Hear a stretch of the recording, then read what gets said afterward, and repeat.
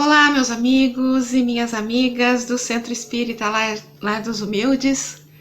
Meu nome é Valdete Niero, eu sou de Vinhedo, do estado de São Paulo, e muito feliz em participar dessa iniciativa maravilhosa, que leva a palavra do nosso mestre querido através desse instrumento aqui que nos trouxe o progresso. Não é isso? Então agradecemos a direção da casa, em nome do nosso amigo Neto, quem nos convidou, Nosso grande amigo, companheiro aí dos estudos do NEP. Muito feliz em estar aqui com vocês. Muito bem, o tema que nos foi proposto para a gente comentar foi o item 9 do capítulo 13 de O Evangelho segundo o Espiritismo, que leva o título de A Caridade Material e a Caridade Moral. Muito bem, a caridade é um assunto assim incansavelmente comentado por nossos benfeitores espirituais nas diversas obras bem conceituadas da doutrina espírita. Um tema bastante conhecido nosso, mas talvez a maior reflexão que a gente deva fazer é até que ponto nós que almejamos ser bons espíritas, nós que almejamos nos tornarmos pessoas melhores, nós que almejamos trabalhar pelo nosso crescimento espiritual, nós estamos fazendo caridade? Nós estamos fazendo toda a caridade que a gente pode fazer, ou melhor, aquela que a gente é capaz de fazer, que está dentro das nossas possibilidades? E mais do que tudo, nós temos realmente noção do que seja a caridade, além daquela que a gente tira algumas moedas do bolso, além daquela que a gente entrega um prato de comida, além daquela que a gente doa algum agasalho, ou mesmo além daquela contribuição mensal para alguma ONG. Essa é a caridade material. É a mais fácil de ser feita, é a mais fácil.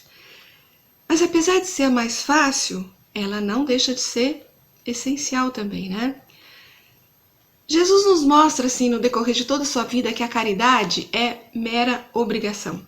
Faz parte do normal da vida, do essencial da vida. Não se pensa duas vezes antes de executá-la. E ele não tinha uma moedinha no bolso para tirar.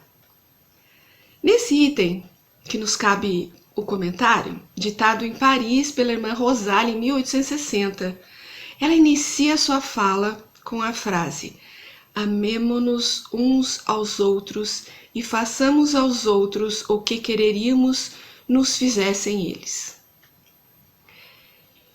Veja que coisa. E ela continua dizendo que essa é toda a moral religiosa e que se isso fosse realmente observado, não teríamos mais pessoas na Terra necessitadas de bens materiais. Aí ela faz também um alerta aos ricos, para que auxiliem os infortunados. E olha o que ela fala: para lhes garantir uma boa recepção quando adentrarem no mundo espiritual. Ela exalta também a alegria de se reencontrar no plano maior com aqueles que nós ajudamos na última existência. Eu me recordo aqui que dentro da cultura judaica, na antiguidade, havia um costume de pensar que Deus poderia estar andando entre nós disfarçado. E então, se um desconhecido batesse a sua porta, você teria obrigação de recebê-lo muito, muito bem, como se estivesse recebendo Deus, porque você nunca ia ter certeza de que não seria Deus mesmo ali disfarçado na sua porta. Então, assim, a gente hoje não tem essa convicção, mas nós temos o conhecimento que aquele desconhecido na rua, aquele mendigo, qualquer necessitado, ele poderia sim ser um irmão, um pai, um amigo de existências pretéritas. E é isso que comenta a nossa irmã Rosália nesse item 9, dizendo o quão sofrível seria reencontrar com essa pessoa lá no plano espiritual sem tê-lo auxiliado. Mas mesmo não sendo um irmão, um pai, um amigo de uma existência anterior, antes de mais nada ele é nosso irmão. Antes de mais nada ele é nosso irmão. E nos é uma obrigação auxiliá-lo sempre dentro das nossas possibilidades, das nossas capacidades, né? Mas muitos poderiam dizer assim: mas eu mal tenho para sustentar minha família, para me sustentar. Como é que vocês esperam que eu faça caridade? Pois é, essa que a gente está falando, essa é a caridade material. Como dissemos, é a mais fácil de ser feita, de ser reconhecida, mas está longe de ser a única. Então passamos agora a falar do que seria a caridade moral. Aquela que a gente não precisa tirar nenhuma moedinha do bolso. Essa todos podem fazer. Não vai custar nada, materialmente falando. Porém, é nessa que nós vamos muito mais demonstrar o nosso amor ao próximo e o cuidado de fazer ao outro exatamente aquilo que a gente gostaria que fizesse pra gente. No estudo de caridade, nós não podemos esquecer daquela esmola maior, que o dinheiro não pode pagar. Ela é o próprio coração a entregar-se, a irradiar amor. É aquela esmola santa maior que todas, que pacificam o ambiente. Bem-aventurados os pacificadores, porque eles serão chamados filhos de Deus. É aquela que dá bom ânimo aos amigos e familiares, que ouve quem precisa desabafar os seus sentimentos, que renuncia aos seus desejos em prol da harmonia do lar, que cala aquela pergunta maliciosa, que faz uma gentileza na via pública, que pacientemente ouve um tolo a se manifestar, que pacientemente cuida do idoso enfermo. Quantos momentos nos são propícios a sermos caridosos sem lançar a mão de uma só moedinha? Às vezes é só um bom dia ou um sorriso, mas pode ser também o esquecimento de uma ofensa.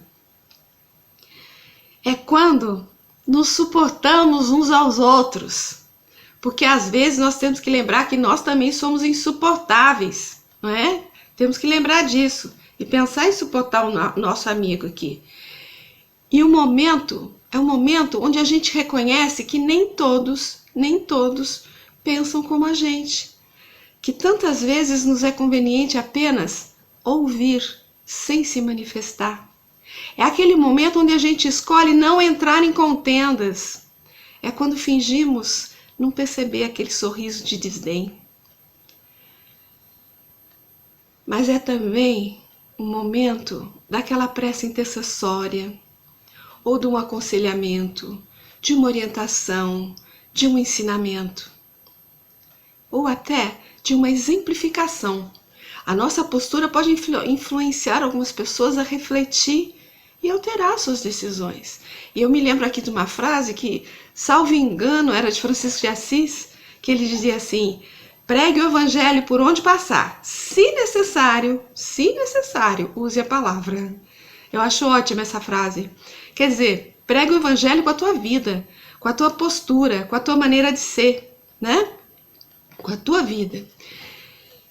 E aqui eu me lembro também de um texto do Neio Lúcio, no livro Jesus no Lar, que leva o título de A Caridade Desconhecida. É um livro que trata de conversas de Jesus com os seus discípulos na casa de Simão Pedro. E lá no capítulo 20 nós temos o mestre falando de um sincero devoto da lei que fora exortado por determinações do céu ao exercício da beneficência. Mas vivia em pobreza extrema e não podia dispensar uma moedinha sequer do seu salário. Mas ele dava de si mesmo quanto possível, com boas palavras, com gentilezas, estímulos, né? Mas lhe doía o coração não poder dar, assim, distribuir um alimento, um agasalho para os mais necessitados, por conta de ter que sustentar os filhinhos. Mas ele reconhece que se não é possível para ele fazer essa caridade pública, ele podia perfeitamente guerrear o mal em todas as circunstâncias da vida. E aí eu vou ler um pedaço desse texto porque ele é muito lindo. Se vocês me derem licença, eu vou ler realmente. Assim é que, quando em contato com pessoas interessadas na maledicência, retraía-se cortês e, respondendo a alguma interpelação direta, recordava essa ou aquela pequena virtude da vítima ausente. Se alguém diante dele dava pasto à cólera fácil, considerava a ira como enfermidade digna de tratamento e recolhia-se à quietude. Insultos alheios batiam-lhe no espírito à maneira de calhaus em barril de mel, porquanto, além de não reagir, prosseguia tratando o ofensor com fraternidade habitual. A calúnia não encontrava acesso em sua alma, de vez que toda denúncia torpe se perdia inútil em seu grande silêncio. Reparando ameaças sobre a tranquilidade de alguém, tentava desfazer as nuvens da incompreensão sem alarde. Se alguma sentença condenatória bailava em torno do próximo, mobilizava espontâneo todas as possibilidades ao seu alcance na defesa delicada e imperceptível. Seu zelo contra a incursão e a extensão do mal era tão fortemente minucioso que chegava a retirar detritos e pedras da via pública para que não oferecessem perigo aos transeuntes. Olha que lindinho! Adotando essas diretrizes, chegou ao termo da jornada humana, incapaz de atender às sugestões da beneficência que o mundo conhece. Jamais pudera estender uma tigela de sopa ou ofertar uma pele de carneiro aos irmãos necessitados. Nessa posição, a morte buscou-o no tribunal divino, onde o servidor humilde compareceu receoso e desalentado.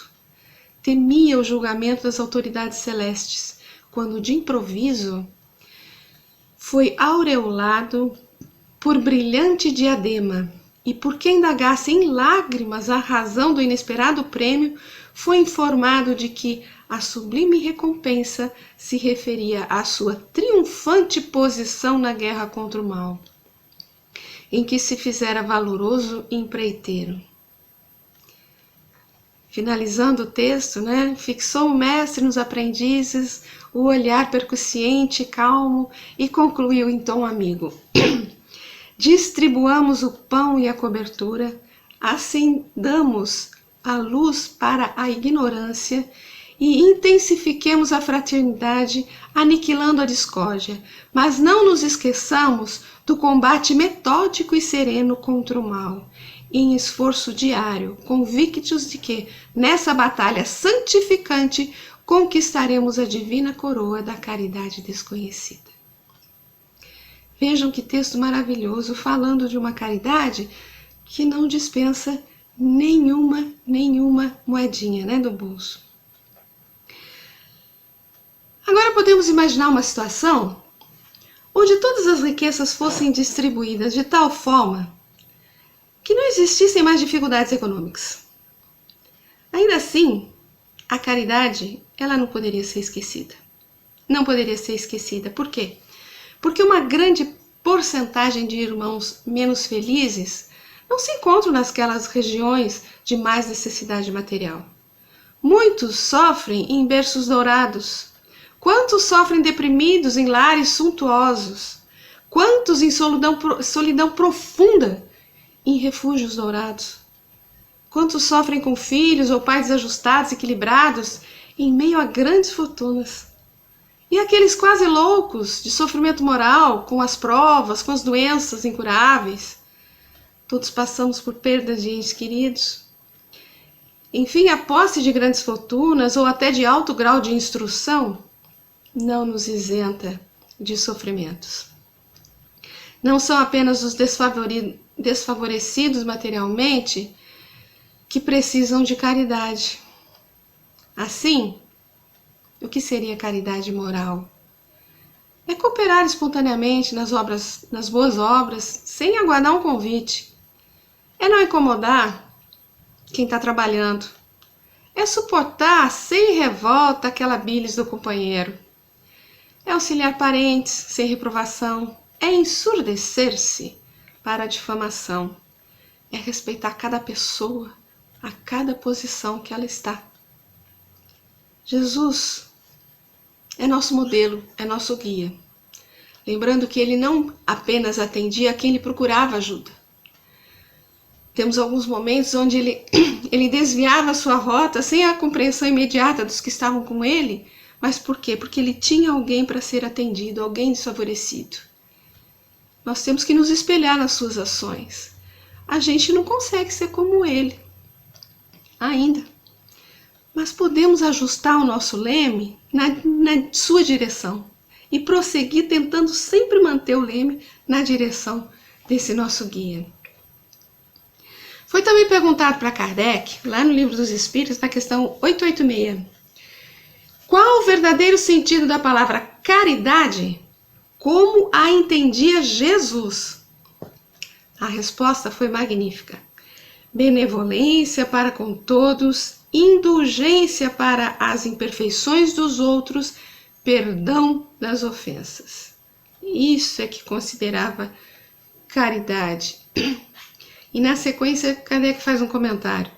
A caridade, segundo Jesus, não se restringe à esmola, abrange todas as relações em que nos achamos com os nossos semelhantes.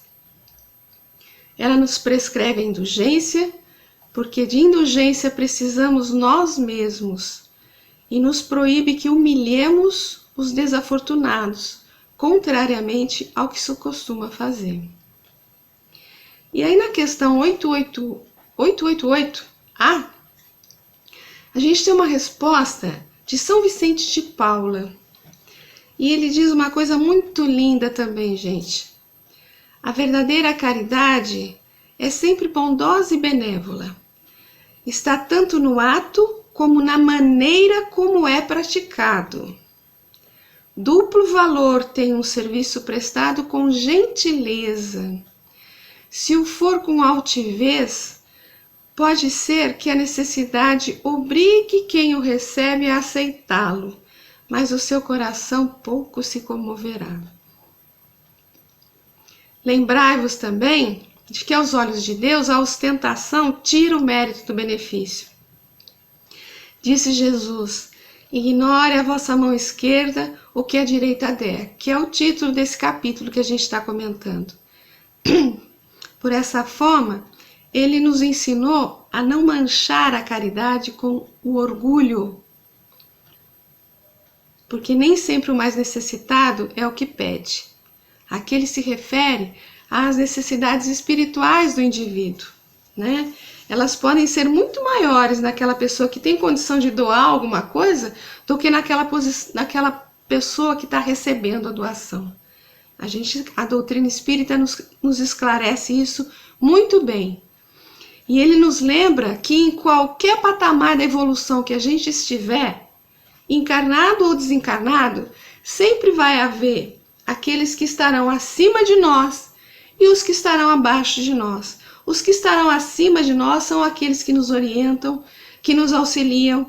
Portanto, o mesmo nos cabe aos que estiverem abaixo de nós.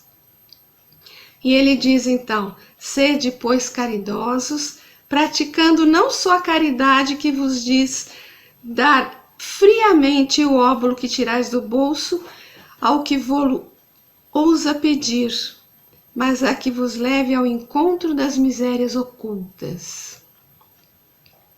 Sede brandos e benevolentes, para com tudo o que vos seja inferior. Sede-o para os seres mais ínfimos da criação e tereis obedecido à lei de Deus. E quando ele fala seres mais ínfimos da criação, nós não podemos deixar de lembrar que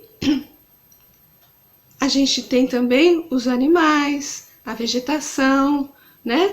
E todo o cuidado com o nosso planeta, que não deixa de necessitar uma boa conduta da nossa parte também. Não são só os humanos, né? Agora, ninguém melhor, mais uma vez, né, do que o nosso querido Kardec. No livro Viagem Espírita, agora, ele faz um comentário, num discurso, né, num dos discursos dele, ele faz um comentário sobre fora da caridade não há salvação. Foi a maior máxima que ele deixou, né? Ele diz assim, a palavra caridade Vós o sabeis, senhores, tem uma acepção muito extensa. A caridade em pensamentos, em palavras, em atos. Ela não é tão somente a esmola. O homem é caridoso em pensamentos, sendo indulgente para com as faltas do próximo. A caridade em forma de palavras nada diz que possa prejudicar ao outrem. A caridade em ações assiste ao próximo na medida de suas forças. O pobre que partilha seu pedaço de pão com o companheiro mais carecente do que ele, é mais caridoso e tem mais mérito aos olhos de Deus do que o rico que dá do seu supérfluo sem de nada se privar. Isso é muito importante, né?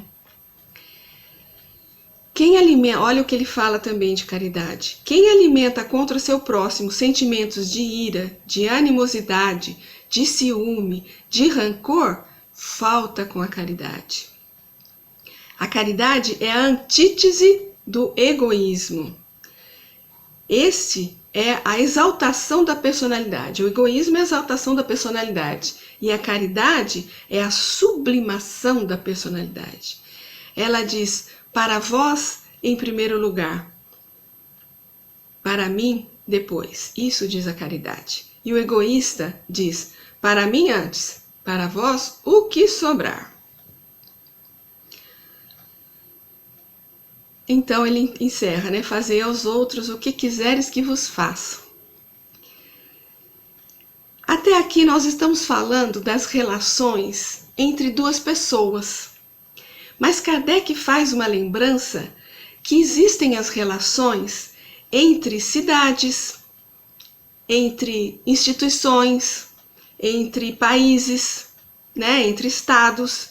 Nos lembramos aqui que nós nos enquadramos aqui como instituições, religiões, né? Nos enquadramos aqui com as nossas casas espíritas. E ele diz assim, essas relações podem ter duas motivações, que são a negação uma da outra. O egoísmo e a caridade. Novamente, o egoísmo, antítese da caridade, né? Pois que há também egoísmo nacional. Olha que coisa. O egoísmo faz com que o interesse pessoal prevaleça acima de tudo. Cada pessoa arrebata o que pode para si. O semelhante é visto apenas como um antagonista, um rival, que pode se intrometer naquilo que é do seu caminho. Aí fica o quê? Podemos explorar ou podemos ser explorados, né? A vitória, então, permanece ao mais sagaz, e a sociedade fica dividida entre exploradores e explorados. Substitua-se aí o egoísmo pela caridade e tudo será diferente, tudo será diferente. O forte protegerá o fraco, em vez de explorá-lo. E outro trecho, sim, muito interessante, quando Kardec fala sobre a caridade também, quando ele fala sobre a divergência entre pessoas, ou a divergência entre grupos, né? E quando ele fala sobre isso, ele diz assim, se pois eu tivesse que opinar em uma divergência, eu me preocuparia menos com a causa e mais com a consequência. A causa, sobretudo em querelas de palavras, pode ser o resultado de um primeiro movimento, de que nem sempre se é senhor. Eles agem de sangue frio, e é então que foge o verdadeiro caráter normal de cada um. Muito interessante aqui, ele coloca que se a pessoa está agindo de sangue frio, como ele diz, vai no impulso, né? No bate-pronto. Então é aquela coisa, a gente mostra muito mais quem nós somos nas reações do que nas ações. As ações são pensadas, medidas, mas a reação diante daquilo que nos chega sai lá do fundo mesmo. Então é a reação que mostra realmente quem nós somos, né? E ele completa assim, ó, uma cabeça ruim e um coração bom muitas vezes caminham juntos, mas rancor e bom coração são incompatíveis. Então olha como ele encerra. Minha medida de apreciação numa divergência seria, pois, a caridade. A caridade. Isto é, eu observaria aquele que falasse menos mal do meu adversário, que fosse mais moderado em suas recriminações. É com essa medida que Deus nos julgará, pois que ele será indulgente para quem tiver sido indulgente e inflexível para quem tiver sido inflexível. Fantástico esse trecho de Kardec, não é isso? Nós falamos sobre a caridade sob o olhar do Cristo, sob o olhar de Kardec, mas a gente não pode deixar de falar da caridade sob o olhar de Tarso, de Paulo de Tarso, né? Enfim, a gente vai encerrar então lembrando de Paulo na sua primeira epístola aos Coríntios, no capítulo 13. Se eu falar as línguas dos homens e dos anjos e não tiver caridade, sou como metal que soa ou como sino que tine. E se eu tiver o dom da profecia e conhecer todos os mistérios e quanto se pode saber, e se tiver toda a fé até o ponto de transportar montes e não tiver caridade, não sou nada. E se eu distribuir todos os meus bens no sustento dos pobres, e se entregar o meu corpo para ser queimado, se todavia não tiver caridade, nada disso me aproveita. A caridade é paciente, é benigna, a caridade não é invejosa, não obra temerária, nem precipitadamente, não se ensoberbece. Não é ambiciosa, não busca os seus próprios interesses, não se irrita, não suspeita mal. Não folga com a injustiça, mas folga com a verdade. Tudo tolera, tudo crê, tudo espera, tudo sofre. Resumindo, podemos dizer que a caridade moral pode acontecer a cada instante da nossa vida e ela pode representar uma norma de conduta. Quando a gente tiver no coração a máxima com a qual a nossa irmã Rosália, iniciou a sua fala, amemo-nos uns aos outros e façamos os outros o que quereríamos que nos fizessem eles. Cultivando isso em nossos corações, não nos faltará situações fabulosas para exercer a caridade moral. Obrigado, amigos. Muita luz e muita paz a todos.